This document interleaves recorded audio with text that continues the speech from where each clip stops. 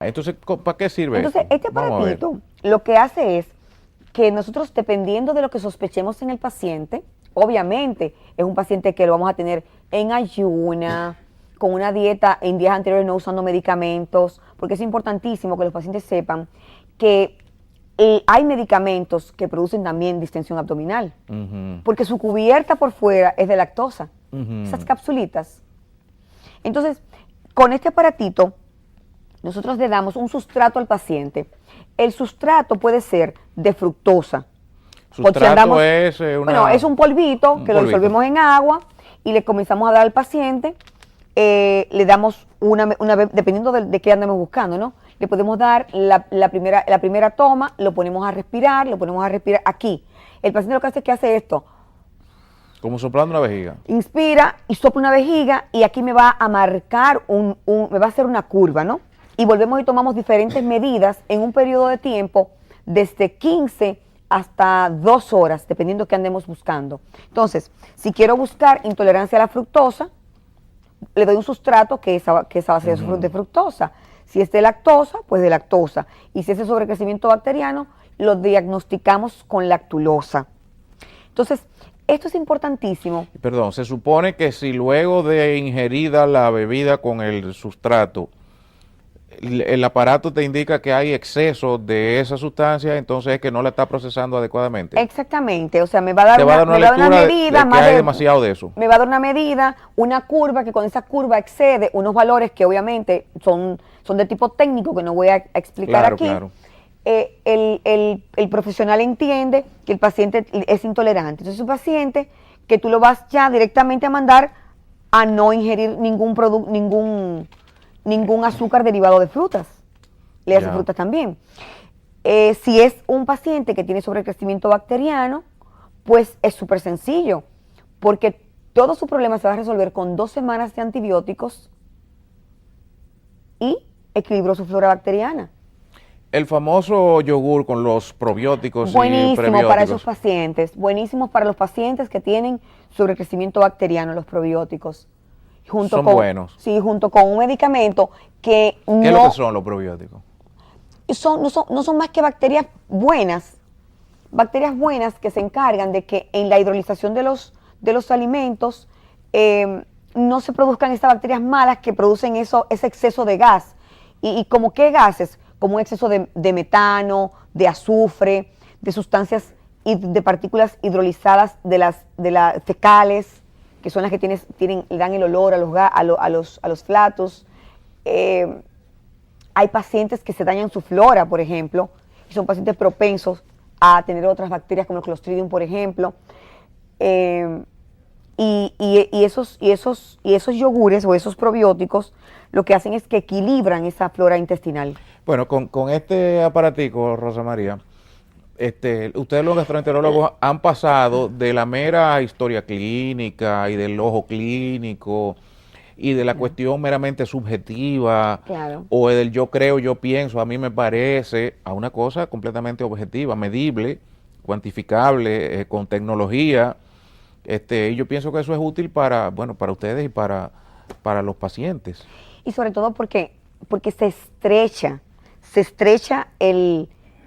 como tú dices, los diagnósticos diferenciales. Los diagnósticos diferenciales. Una vez que tú descartas de las 3 cosas más importantes, porque si descartaste carbohidrato, leche y sobrecrecimiento, ¿qué te queda? Te queda decir al paciente, bueno, usted tiene que cambiar un poco el estilo de vida, mastique los alimentos despacio, la ansiedad hay que controlarla. Yo tengo la sospecha de que mucha gente ha vivido muchos años con diagnósticos que no son en esta materia. Intolerancia a la lactosa contra colon irritable o intolerancia a determinado alimento, y en realidad no era eso, sino que era un sobrecrecimiento bacteriano. No, y tú acabas de tocar un tema interesantísimo. Hay muchos pacientes diagnosticados con colon irritable también que hay que ponerle apellido, que no son colon irritable, que pueden ser o celíacos o sobrecrecimiento bacteriano u otra enfermedad. Y probablemente una gente ha estado 10 años sin beber leche y sus derivados porque alguien le dijo que era una intolerancia a la lactosa. Y no es eso. Y resulta que no era eso. Exactamente. O sea, yo entiendo que con este aparatito, de hecho, la intolerancia a la lactosa se hace en el país. se hace en laboratorios clínicos. Esto lo que pasa es que es mucho más fácil porque no hay que estar, es en la visita, en la consulta del médico, Sí. etcétera. El sobrecrecimiento bacteriano no, hay que hacerlo con esto. Ya. Y la de la fructosa también. Pero yo entiendo que tú acabas de decir algo muy importante. Son pacientes que los hemos estado sacrificando, quitándole calidad de vida por supuestas intolerancias que realmente quizás no tenían. Ya. Y con esto estrechamos un poquito el campo diagnóstico. Vamos a hacer una pausa, con tu permiso y el de los televidentes. Estoy conversando con la doctora Rosa María Abraham, gastroenteróloga de Hospitén, por cierto, sobre todos estos trastornos que se ponen peor ahora, luego de Navidad, pero no son exclusivos de Navidad, no son exclusivos de esta época del año. En ese mismo orden, hay otra condición que no sé si es frecuente, quisiera que tú me digas, que es la producción excesiva de gas, pero ya no por el recto, sino por arriba, por la boca. Si eso tiene relación con lo que estábamos hablando en el segmento anterior, o si es debido a otras cosas. Definitivamente que se relaciona. O sea, un exceso de gas, flatulencia, exceso de gas, ya sea por la boca o por el recto, se relaciona. Solo que la connotación, o sea, con la connotación fisiológica es diferente. Y las recomendaciones al paciente son diferentes y los diagnósticos son muy diferentes. Por ejemplo, un paciente que tenga exceso de gas o eruptos, generalmente postprandiales, pues uno lo tranquiliza, le dice que probablemente pudiera ser algo gástrico, que puede tener una hernia hiatal o una enfermedad por reflujo gastroesofágico. O que está bebiendo exceso de refresco. Eso es una causa súper importantísima, la ingesta de gaseosas.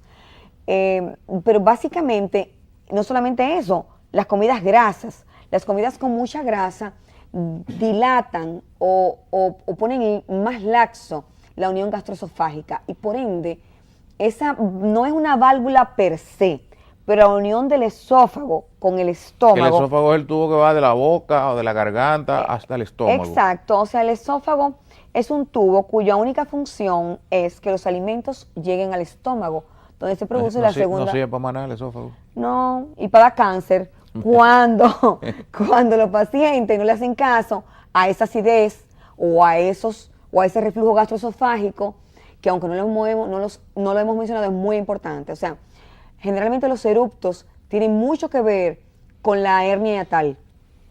Y muchos pacientes sencillamente tienen eruptos porque se han acostumbrado, o sea, a que comen y eruptan. Y quieren sacar. Y quieren sacarlo, o sea, en vez de estar tranquilo, masticar bien sus alimentos, no acostarse, o sea, no ingerir bebidas endulzadas ni gaseosas, pues lo hacen. De hecho, creen que las bebidas gaseosas le mejoran la digestión. Pero lo más importante de la hernia hiatal que mencionamos al respecto como una causa que pudiera ser causa de los eruptos, es que a mí me da mucho miedo porque hay pacientes que creen que tener eruptos, acidez y reflujo es algo totalmente normal. Y definitivamente la acidez no es un síntoma inocente. Y hay gente que vive constantemente tomando antiácidos o tomando remedios caseros o haciendo cosas empíricas, y tratándolo tomando como tú bicarbonato. Dices, como que es una cosa, como que eso no es nada. Entonces sí es algo. Sí es algo, definitivamente. De hecho, un paciente que acostumbra a tomar antiácidos, hasta sus riñones se lo puede dañar. Sí. Y total, se lo va a dañar y si su acidez es constante, persistente, sencillamente lo que se está tomando es paliativo, porque no va a resolver el problema.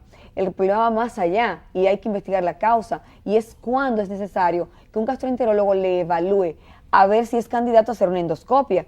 No todos los pacientes que tienen acidez son candidatos a endoscopia, porque si es una acidez ocasional, de que un día te comiste un pastel en hoja como ahora en Navidad, o te tomaste un trago, pues perfecto, no pasa nada. Pero si es una acidez persistente, 2, 3, 4 veces por semana, que que despierta al paciente de noche, que le quita calidad. Acidez es dolor en la boca del estómago. No, el dolor es epigastralgia, dolor es dolor. Muchas veces coexisten los dos síntomas. Entonces, en sí, ¿qué es acidez? Acidez es una sensación de quemazón retroesternal o en la... En el pecho. Sí, retroesternal, aquí en el medio, una sensación de quemazón. Y puede estar acompañado no con epigastralgia, con dolor. Con dolor en la boca del estómago. ¿Puede o no puede? Puede o no puede, eso es indistinto. Muchas veces que esté acompañada con dolor no lo hace ni peor ni mejor. O sea, porque muchísimas ocasiones nosotros nos encontramos que endoscópicamente me encontramos en pacientes que aunque tienen pocos síntomas, entramos al endoscopio y nos encontramos con muchos hallazgos endoscópicos. Y ahora al revés. Te pongo la pregunta al revés.